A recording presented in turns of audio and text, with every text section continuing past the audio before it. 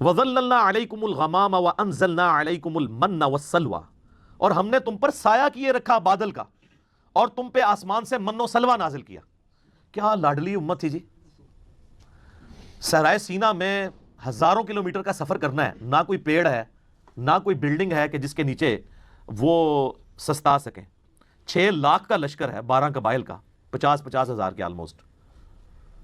تو اللہ تعالیٰ نے اسپیشل پروٹوکول دیا وقت کے پیغمبر کی موجودگی کی برکت سے کہ یہ پورا قافلہ جو ریگستان میں ٹریول کرتا تھا تو ایک بہت بڑا بادل جو ہے نا مسلسل سایہ کرتا تھا ان کے اوپر، چھتری ساتھ ساتھ چلتی تھی۔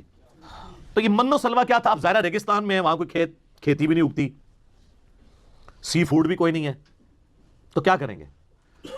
رات کے وقت شبنم کے قطرے پڑتے تھے اور وہ قطرے کنورٹ ہو جاتے تھے چھوٹی چھوٹی، آپ جس طرح یہ ہمارے پنجاب میں بھی بوندیاں ملتی ہیں نا، چھوٹے چھوٹے یعنی میٹھے قسم کے گول گول دانے بن جایا کرتے تھے، تو یہ من تھا۔ کاربوہائیڈریٹس ان کو یہاں سے مل جاتی تھی، ایکویلنٹ سمجھ لیں آپ گندم کا۔ اور سلوا جو ہے وہ چند پرندے تھے بٹیر جتنے سائز کے، وہ ہزاروں کے ہزاروں جھنڈ آتے تھے، وہ غیبی جھنڈ تھے۔ ریگستان میں پرندے کا کیا کام ہے؟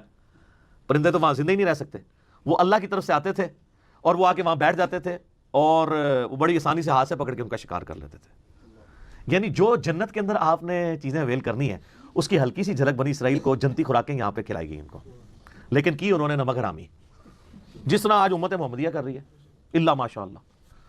تو وہ پرندوں کو شکار کرتے تھے، پروٹینز ان کو وہاں سے حاصل ہوتی تھی، ایک پرفیکٹ غذا وہ کھا رہے تھے، جنتی خوراک، چھتری اللہ کی طرف سے۔